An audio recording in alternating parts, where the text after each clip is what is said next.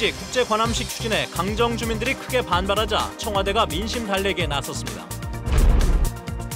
공항 주변 신도시 개발 구상안에 대한 도민공청회에서 전문가와 주민들의 우려와 반발이 쏟아졌습니다. 제주도 의회가 상설정책협의회 첫 의제로 삼겠다는 행정체제 개편과 관련해 제주도에 실행 계획이 없다며 강하게 질타했습니다. 네, 여러분 안녕하십니까. 뉴스데스크 제주입니다. 오늘은 국제 관함식 이야기로 시작하겠습니다. 제주 해군기지에 추진되고 있는 국제 관함식과 관련해 연일 논란이 뜨겁습니다. 도의회는 반대 결의안을 추진 중에 있고 마을 주민과 시민사회단체들은 어제 청와대 앞까지 찾아가 반대에 나섰습니다. 상황이 이렇자 청와대가 직접 나서 더 이상 갈등이 확산되는 것을 원하지 않는다며 지역 민심 달래기에 나서는 모양새입니다. 조인호 기자입니다. 이용선 청와대 시민사회수석 비서관이 국제 관함식에 대한 지역 여론을 수렴하겠다며 제주를 방문했습니다. 원희룡 제주도지사를 만나 감귤 북한 보내기 운동을 도왔던 인연을 소개하며 관함식 문제 해결도 돕겠다고 약속했습니다.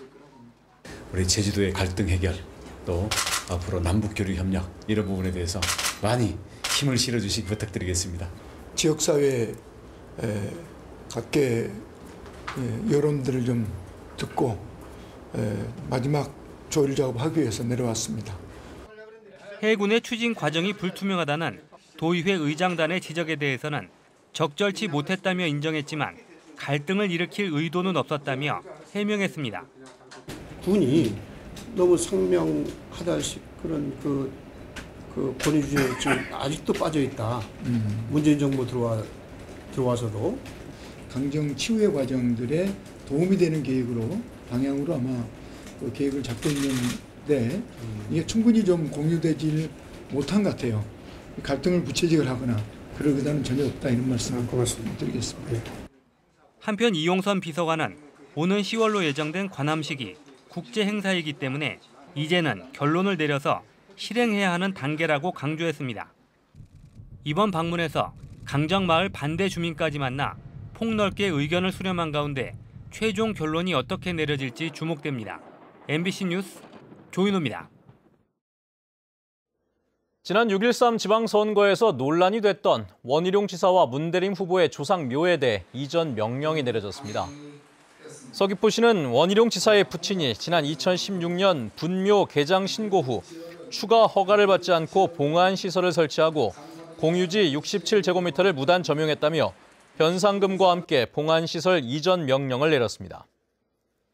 또 사설 묘지 설치 허가 없이 묘를 조성한 문대림 후보 모친 묘에 대해서도 이전 명령을 내리기로 했습니다. 한편 이와 관련해 원 지사는 올해 안에 해당 가족묘를 철거해 서귀포시 추모공원으로 이장하겠다고 밝혔습니다. 제주도가 제주공항 주변에 대규모 신도시를 개발하는 웰컴 시티 조성 사업에 대한 주민 의견을 수렴하고 있는데요. 오늘 열린 공청회에서 지역 주민과 전문가들의 우려가 쏟아져 나왔습니다. 이소연 기자가 다녀왔습니다. 제주국제공항 주변 1.6제곱킬로미터의 광역 복합환승센터와 주거시설, 상업, 의료, 숙박시설 등이 들어서는 제주 웰컴시티.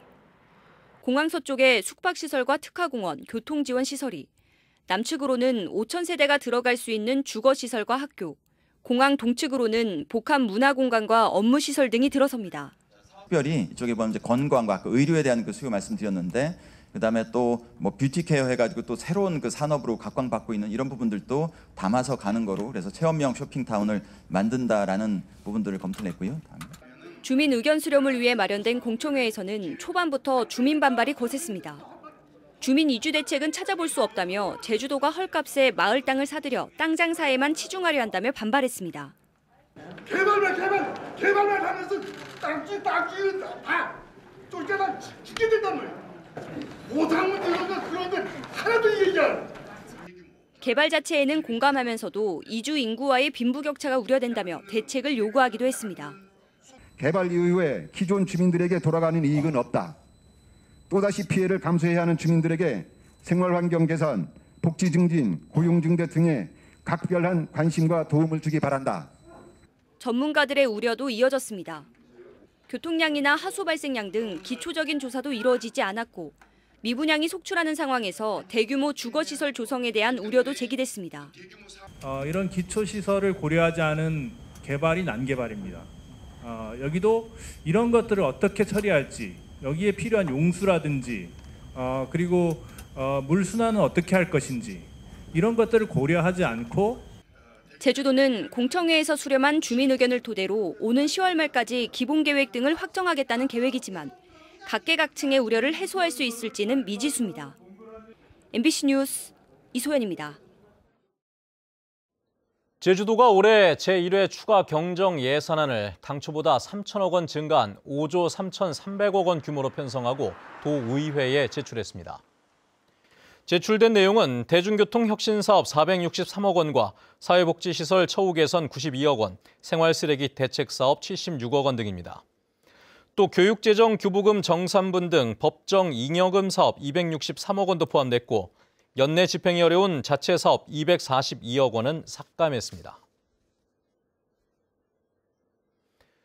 제주도에서는 행정체제 개편 논의를 도의회와의 상설협의체 첫 번째 안건으로 올리겠다고 밝혔습니다만 오늘 열린 도의회 행정자치위원회 업무보고에서는 이에 대한 의원들의 지적이 쏟아져 나왔습니다.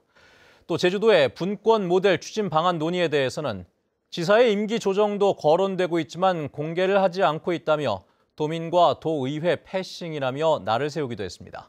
홍수영 기자입니다.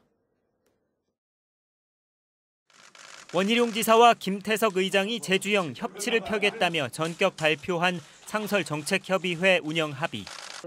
하지만 의원들은 협치 방식에 의문을 제기했습니다. 원 지사가 행정체제 개편을 첫 의제로 올리겠다고 밝힌 것과 관련해 의회가 개편안을 제시하라는 뜻이냐며 따져 물었습니다.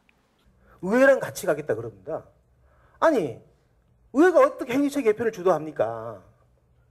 집행부에서 안을 만들어서 의회랑 협조를 해야죠. 협치 실행을 어떻게 할 거냐는 저희들 경기도 현장 사례도 살펴보고 있습니다만은 그거마저도 저는 의회와 도가 협의하는 과정과 절차를 거쳐서 실장님 제주도가 분권 모델 추진 방안을 논의하는 과정에서 지사의 임기를 조정하는 방안을 거론한 것에 대해서는 질타가 집중됐습니다.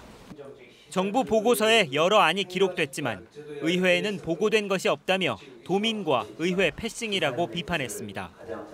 도지사 임기가 5년 7년 단임제였다가 6년 연임제였다가 이렇게 바뀌는 과정들 앞서 설명을 드렸습니다만은 그 부분은 저희들이 제주분과위원회에서 논의하는 과정에서 하나의 예시적인 상황으로 이렇게 된 거지. 도지사 5년 내내 7년 임기제 어디서 나온 얘기예요?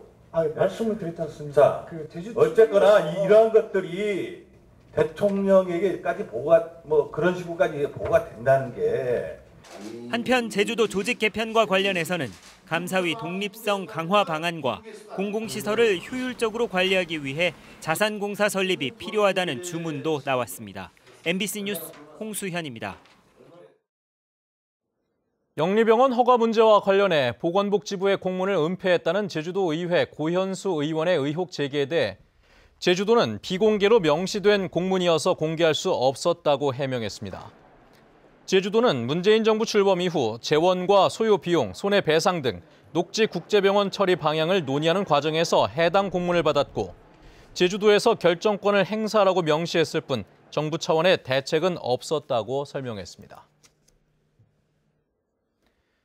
용역업체로부터 수십 차례 향응을 제공받은 국제학교 관리회사 직원이 적발됐습니다. JDC 감사실은 지난 2015년부터 1년여 동안 용역업체 거래 주유소에서 자신의 차량에 58차례 300만 원 상당의 기름을 넣고 용역업체가 대신 결제하도록 한 국제학교 시설관리 업무 담당 자회사 A 과장을 적발해 파면을 요구했습니다. 또 불합리한 교내 비품 이동 업무 등 미비 사항에 대해서도 시정 조치토록 했습니다. 포항에서 발생한 헬기 추락 사고의 여파로 실전 배치를 앞둔 제주 첫 소방 헬기 운영에도 차질이 예상됩니다. 제주도 소방안전본부는 추락 헬기와 같은 기반으로 제작된 한라메를 다음 달 실전에 배치할 계획이었지만 사고 원인 조사 결과가 나올 때까지 운항을 전면 중단한다고 밝혔습니다. 소방당국이 2015년 250억 원을 주고 구매한 한라메는 지난 5월 제주에 도착해 현재 야간 비행 등 실전 배치를 위한 훈련 중이었습니다. 올여름 제주 지역의 장마는 평년보다 짧았고 강수량도 적었던 것으로 나타났습니다. 뉴스데스크 제주를 마칩니다. 시청해주신 여러분 고맙습니다.